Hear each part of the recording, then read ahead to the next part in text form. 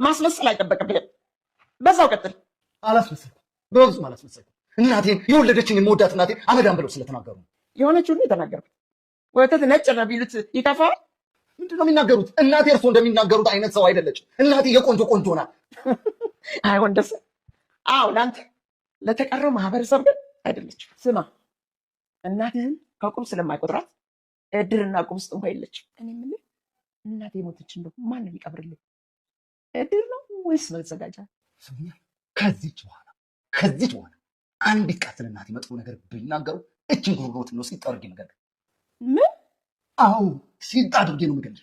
እናቴ እንድትናገርብኝ አልፈልግም። ማንም ሰው እናቴ እንዲናገርብኝ አልፈልግም። አልሰድበብህም እንዴ? ሲያልድ እኮ ነው። አመለክ እንደ ልጄ እናቴ እኮ ቆንጆ ደርባባ ናት እኮ ወዛ። እንደው ምን እያለ ዘላለምሽን ስትዘባበችበት የነበረው ፈጣሪ ዛሬ ጭንቆ ስትገቢ ትዝ አለሽ? በዚሁ ከቀጠልሽ ትንሽ ቆይታ ወደ ሰማይ ቤት ትሄድ። እማዬ እሷ ሞታ ወደ ሰማይ ቤት ሄደች። እኛን ፈጣሪ ሰው ገላችኋል ብሎ ሲኦል ቢያስገባንስ? እንዴ ሳንሞት እሷ እንገባለና ፈጣሪ ልናጭበረብረው? እባክህ ማስተር ለምን? እኔ ግን እንዳንቺ አረመኔ አይደለሁም። መጣው ደብል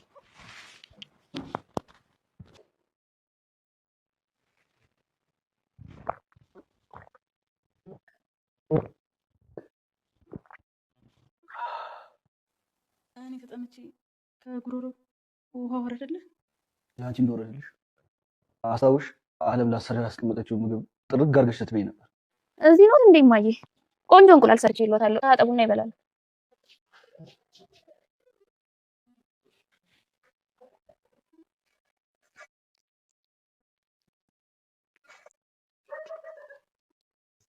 አጣቢው እሺ፣ እባክሽን ስጥኝ አድርጊ።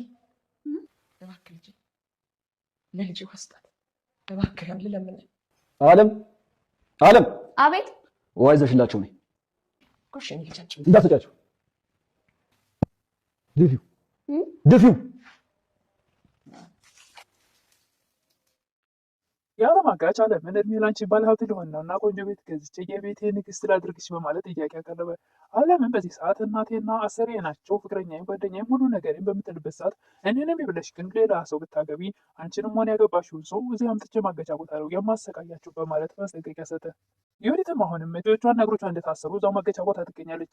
እናቷ ለጠይቃት በሄደችበት ሰዓት ውሃ ጥም ተቃጠልኩ በምትልበት ሰዓት ልጆች እባካችሁ ውሃ ስጧት በማለት ዓለም ተጠርተው እንድታመጣ ይደረጋል። ውሃውንም ከዚህ በፊት ዓለም ፊት የወዲት እናት ውሃ ተተቃጠልኩ በምትልበት ሰዓት ዓለም ውሃ አስመጥተው ነበር ፊት ለፊቷ የደፉት። አሁንም ዓለም ያመጣችውን ውሃ የወዲት ፊት እንዲደፋ አድርገዋል። ያ ያደረጉት ነገር እንዲገባቸው እያደረጉ ነው። ምንም የሰው ቁስል የማይሰማቸው ሰዎች ስለሆኑ ያ ነገር ይገባቸው እንደው በማለት እየተቃጠለች እስቲ እሷ ላይ የደረሰው ነገር እሷን ምን ተሰምቷት እንደሆነ እናንተን ይሰማችሁ በማለት አጋቹም እንደዚህ አይነት መልስ እየሰጣቸው ነው። ሰላም ጤና ይስጥልኝ ውድና የተከበራችሁ በመላው ዓለም ያላችሁ ኢትዮጵያውያንና ኤርትራውያን እግዚአብሔር ይመስገን ደህና ነኝ። የእናት ክፍል ድራማ ክፍል 25 አብረን እናያለን። የባለፈው ክፍል የወዲትን አግተዋት እባካችሁ ትታችሁኝ አትሂዱ የጨለማ ቤት እያለች ነበረ ቪዲዮ ያለቀው። ቀጣዩ ክፍል ጨለማው ነጋና ጠዋት ሆነ እንዴት አደርሽ እያሏት አጋቾቹ በሚጠይቋት ሰዓት እንዴት አደርሽ ትለኛለህ እንዴ እዚህ ጨለማ ውስጥ ብቻዬን አሳድረኝ ትላለች። ዓለምም አጠገቧ ቁማ ነበር እና እስቲ እሷን ያኔ ጨለማ ውስጥ ስንት ቀን እንዳደረች ምን እንደተሰማ ጠይቂያትና ያኔ ይገባሻል። እሷ ያኔ ለስንት ቀናት ጨለማ ውስጥ ብቻዋን እንዳደረች ምን እንደተሰማ ጠይቂያት ያኔ ይገባሻል በማለት አንተ ደግሞ የተሻለ ነገር የሚሰጥህንና የማይሰጥህን ለይተህ እወቅ። እሷ እኮ ነገ ይኑሩ አይኑሩ ይብሉ አይብሉ የማታውቃቸው ከእንደዚህ አይነት ቤተሰብ የተወለደች እጅ በገንዘብሽ የፈለግሽውን መግዛት የምችል ነው አይደል የሚመስልሽ በሚላት አጋቹ አዎ የፈለግኩት መግዛት እችላለሁ አንተንም ጭምር ትላለች ወዲት። አሁንም እጆቿና እግሮቿ ታስረው ከአንደበቷ የሚወጣው ቃላት የንቀትና የማንቋሸሽ የለመደ ልምዷን አሁንም አልተወችም። የወዲትም ከዚያ ያስወጣኝና የፈለግከውን ገንዘብ ልስጥ ትላለች። አጋቹም 23 ሚሊዮን ይላል። ይህን 23 ሚሊዮን መቼ ጀምሮ ነው ያሰብከው ትላለች ወዲት። ይህን ሞባይል ካገኘሁት ቀን ጀምሮ እኔ ራሴ የያዘውን ጉድ ተመልክቼ ዋጋ ወጣሁለት ይላል አጋቹ። የወዲትም 23 ሚሊዮን ከየት አመጣለሁ ቀንስልኝ ትላለች። እሺ ልቀንስልሽ እንግዳውስ 22 ሚሊዮን 999 ይላል። እና ስንት ቀነስክልኝ ማለት ነው ትላለች ወዲት። 1000 ብር። አንተ ግን ጤነኛ ነህ እንዴት ትላለች ወዲት። እንዴት ነው አንተ በቀን የማይታለም ህልም የምታስበው? እንዴት የሁሉ ገንዘብ ይገኛል ብለህ ታስባለህ? እድሜ ለእናንተ በቀን የማይታለም ህልምና የማላገኘውን ገንዘብ እንዳገኝ ረዳኝ ይላል አጋቹ። ብሩን ሳታገኝ አትኩራራ ትላለች ወዲት። እኩራራለሁ ብሩን ባላገኘውም፣ ምክንያቱም የባልሽ እናት ጋር እንደ መሽገር ተጣብቃችባቸው ነበር። ደግሞ ነቀልኩላቸው። ክፉ ሰው ሲያዝ ደስ ይላል። አንተ እኔን ክፉ ስትል አታፍርም እንዴ? አንተ ራስህን ተመልከተው። አንተ የሃይማኖት አባት የሆንክ መሰለህ እንዴ? ትላለች ዮዲት። አዎ ከእናንተ አንጻር እኔ የሆንኩ ነው ይመስለኝ። እናንተ እኮ የእናትና ልጅ ሰይጣንነት ራሱ ሰይጣንም የእናንተን ያክል አይከፋም ይላል አጋቹ። ዮዲት እናት የእህቷን ልጅ ዮርዳኖስን ውጭ ከቤቴ ትላለች። እባክሽ አባዬ የት ልሂድ? ምን መውደቅ ያለኝ ትላለች። እሳቸውም በፍጹም አንቺ ምን ትሆኛለሽ? እዛ ከቅርብ ጫካ ካለች ደግሞ አንቺን ጅብ አይበላሽም። በምግብ እጦት ሰውነትሽ የደረቀ አንቺ ምን ብሎ ይበላሻል? ዮርዳኖስም አባዬ እህትሽ ልጅ አይደለሁ አትወጂኝም እንዴ? ትላለች። አልወድሽም፣ ምክንያቱም የማልወድሽ እህቴ ልጅ ስለሆንሽ ነው። ምክንያቱም ያን የተረገመ ሰው ባታገባ ኑሮ እህቴ ደግሞ የእሷም ህይወት አይበላሽም ነበረ። እኔ አንቺን ሳይሽ አባትሽ ነው የሚመጣብኝ። ስለዚህ ውጭልኝ ከቤቴ ላይሽ አልፈልግም ትላለች የዮዲት እናት። ወንዶሰን ባለቤቱ የዮዲት ቤት ስላላደረች ወደ አማቱ ቤት ይሄዳል። የዮዲትን እናት እንዴት አደሩ አባዬ? የዮዲት ቤት አላደረችም፣ የት ሄዳ ነው ይላል። እንዴ ለባሏ ሳትነግር ለእኔ ትነግራለች እንዴ? ትላለች የዮዲት እናት። የዮዲት እናትም አስቀይማት ነበር እንዴ ይላሉ። አላስቀየምኳትም፣ ደግሞ ባስቀየማትስ? ባለትዳር ላይ ደግሞ ካስቀየምኳት ውጭ ማደር አለ የሚባል ጨዋታ አለ እንዴ? ይላሉ ወንዶሰን። እንደውም ሚስት መንከባከብ አልቻልክም ትላለች የዮዲት እናት። ምን ነው ልጅዎት አልተንከባከበኝም አለችዎት እንዴ? ይላል። እሷስ አላለችኝም፣ አይቼ እኮ ይገባኛል። ልጅ እኮ አንተን ስታገባ በጣም ምርጥ ሰውነት፣ ቆንጆ ሰውነት ነበር ያላት። የእናንተን ቤት እግሯ ከረገጠች ጀምሮ ግን ሰውነቷ ከላዩ ላይ ሸሽቷል ትላለች የዮዲት እናት። እኔ ለሚስቴ ጥሩ ባል ነኝ ይላሉ ወንዶሰን። የዮዲት እናትም ጥሩ ብትሆን ኖሮማ ውጭ ባላደረች ኑሮ ትላለች። ወንዶሰንም እና ታዲያ እኔ ጠላ ውጭ ማደሯ የእሷን ጋጠ ወጥነት ወይስ ደግሞ የኔን መጥፎነት ነው የሚያሳየው? ይላል ወንዶሰን። ይህን ገጽት እያልክ ነው እንዴት? ትላለች ወይዘሮ ብርቄ። ወንዶሰንም አልወጣኝም ወይዘሮ ብርቄ፣ ከማየነት ወደ ወይዘሮ ብርቄ ተቀየርክ ትላለች ወይዘሮ ብርቄ። እኔ ብዬዎት አላውቅም፣ ከመጀመሪያውም ጀምሮ በየ ነው የምሉት። እኔ ባለቤቴን ፈልጌ ነው የመጣሁት ይላሉ ወንዶሰን። እና ባለቤት የምትላትን ማን የወለደልህ? ትላለች ወይዘሮ ብርቄ። እርስዎ ነታ። እኔ በወልድልህ ኖሮማ ማነው ወልዶ የሰጠ በሚሉ ሰዓት፣ እርስዎ በሚሉ ሰዓት እኔማ ወልጄ የሰጠው በሆን ኖሮ እሱን ብታውቅ ኖሮማ ከዛች አመዳም እናት ጎን ቁመህ እኔን ባናከኝ ነበር ትላለች። ወንዶሰንም ምን አሉ? አመዳም ነው ያሉት አለ። አዎ ምን ነው ያልሆነችውን ተናገርኩ እንዴት? ትላለች ወይዘሮ ብርቄ። እኔ እርስዎን አመዳም ብለው ደስ ይለውታል ይላሉ ወንዶሰን። እኔን አመዳም ብለህ አልከኝ? የሚስት እናት እኮ ነኝ፣ አንተ ባለጌ ትላለች የዮዲት እናት። የዮዲት እናት ግን እናትም ተሳደብከኝ እያሉ በሚደጋግሙ ሰዓት እናቴን አመዳም ብለሽ ስለተሳደብሽ እንጂ እኔ እርስዎን አልተሳደብኩም ይላል። እኔና የሆነችውን ነው የተናገርኩት። እናቴ የቆንጆ ቁንጆ ናት፣ እንደዚህ ብለሽ አትናገሪብኝ ይላሉ ወንዶሰን። ለአንተ ነዋ፣ አይገርምህም? ማህበረሰቡን ከቁብ ስለማይቆርጣት እሷ ማህበር ውስጥ እድር ውስጥ እንኳ የለችም ትላለች። ግን እናትህ ስትሞት ማን ነው የሚቀብርልህ? እድር ነው ወይስ መዘጋጃ? ወንዶሰንም እጅግ በጣም ተበሳጨና ከዚህ በኋላ ለእናቴ አንድ ሰከንድ እናገራለሁ ቢሉ ጉሮሮትን ስጥ አድርጌ ነው የምገድሉት በማለት መረር ብሎ ሲናገር የዮዲት እናት ትፈራለች። ትደነግጣለች የዮዲት እናት። አዎ ማንም ሰው እናቴን እንደዚህ ብሎ እንዲናገርብኝ አልፈልግም በማለት በጣም መረር ብሎ አዎ አሁንም ቢሆን ሲጥ አድርጌ ነው የምገድሉት ጉሮሮትን፣ ማንም ሰው እናቴን በመጥፎ እንዲያያትም እንድናገራትም አልፈልግም በማለት መረር ያለ ኃይለ ቃል ይናገራል ወንዶሰን። የዮዲት እናትም ወዲያውኑ ትደነግጥና እየገደልኩ እኮ ነው ልጄ፣ እናትህ እኮ ቆንጆ ደርባባ እናት ናት። ወንዶሰንም እጅግ በጣም ተበሳጭቶ ከቤታቸው ወጥቶ ይሄዳል።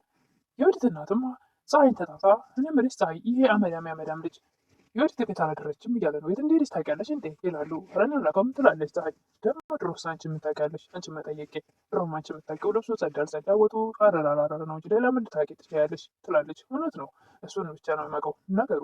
ለነገር ግን አሁን ከሱ የተሻለ ሌላ የማውቀው ነገር አለ ትላለች ፀሐይ። የማውቀው አንድ ሌላ ነገር አለ በምትልበት ፀሐይ ሰዓት ምንድን ነው የምታውቂው? ንገረኛ ታዲያ ትላለች። የዮዲት የት እንደማውቂያለች የት እንዳለች የማውቅ ይመስለኛል ትላለች ፀሐይ። ምን? ትላለች የዮዲት እናት። አዎ አለምን ያገታት ልጅ ነው ይዟት የወጣው ትላለች። እና አለም ጋር ይዟት ሄደ ማለት ነው። የዮዲትም እዛ ደረቅ ወንበር ላይ እንቅልፍ ይዟት ነበር እና ብንን ስትል አጠገቧ አጋዡን ታገኘዋለች። ውሃ ጠማኝ ትላለች። ውሃ ጠማሽ? እንግዲህ ውሳ ጨዋታ እንጫወት እና ካሸነፍሽ ትሄጃለሽ ይላታል። ምንድን ነው እሱ ጨዋታው? ትላለች ዮዲት። ከአንድ እስከ ሚሊዮን ቁጥር እጠራለሁ እምቺ ይላል።